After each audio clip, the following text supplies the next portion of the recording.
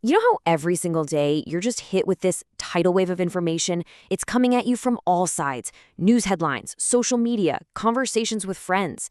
It can honestly feel like you're just trying to stay afloat in this sea of opinions and arguments. And right in the middle of all that chaos, there's this one huge question we're all facing. So, how do you do it? How do you actually cut through everything and figure out what's solid and what's just, noise? Look, it's not easy, and it can be totally overwhelming. But the ability to think clearly, to really analyze what you're hearing and seeing, that's not just some nice to have skill anymore. In the world we live in, it is, and I mean this, a genuine superpower. And the best part? Like any skill, it can be learned. So the way I want you to think about this is that we're going to build a mental toolbox, a set of really simple but powerful tools that are going to help you understand and take apart any argument you come across. Our guide for this whole thing comes from an absolutely fantastic book by the philosopher Nigel Warburton called Thinking from A to Z. You can just think of it as the ultimate user's manual for clear thinking, and we're going to pull some of the most essential tools from it for our toolbox. So what are we really talking about here? What even is critical thinking? Well, it's actually pretty simple. It's the skill of looking at information without your own biases getting in the way, breaking it all down, and then forming a judgment based on reason. It's all about being an active participant, not just a passive sponge for information. All right, so where do we start? Well, our first set of tools is all about construction. See, before you can spot a faulty argument, you've got to understand how a solid one is supposed to be built. And luckily, the blueprint is surprisingly simple. At its absolute core, any argument you will ever encounter is made of just two things. You've got the reasons being offered, those are called the premises, and you've got the main point they're trying to prove. That's the conclusion. That's it. Seriously.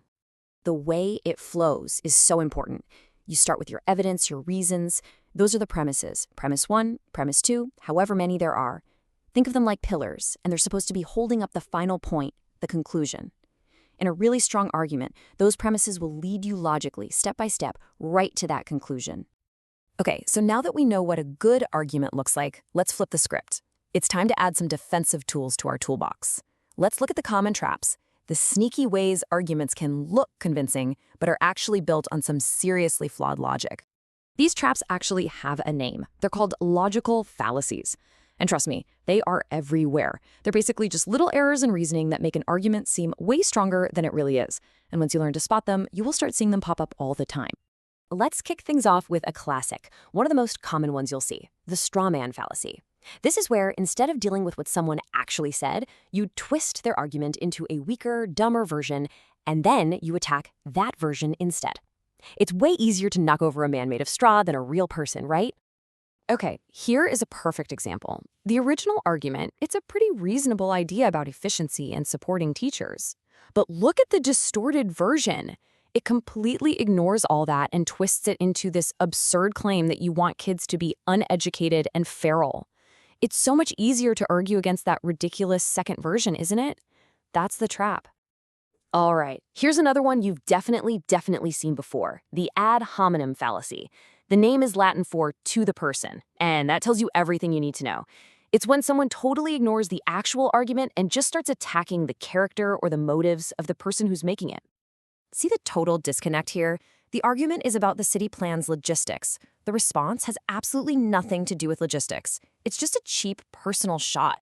I mean, whether the person has a garden or not is completely irrelevant to whether their points about the city plan are valid.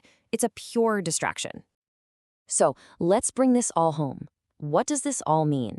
Well, by understanding the basic blueprint of an argument and learning to spot these common fallacies, you're not just getting better at winning debates. You are arming yourself with clarity. You're activating that superpower we talked about at the very beginning. And putting this all into practice really just comes down to building 3 new habits. First, anytime you hear an argument, just listen for the main point they're trying to make. That's the conclusion. Second, question the evidence they're giving you, the premises. Do they really support that conclusion? And third, if something feels a little off, try to put a name to it. Is it a straw man? Is it an ad hominem? This is how you do it. This is how you build that mental toolbox. It's a skill that empowers you in every single conversation, every article you read, every decision you make. So that leaves just one last question.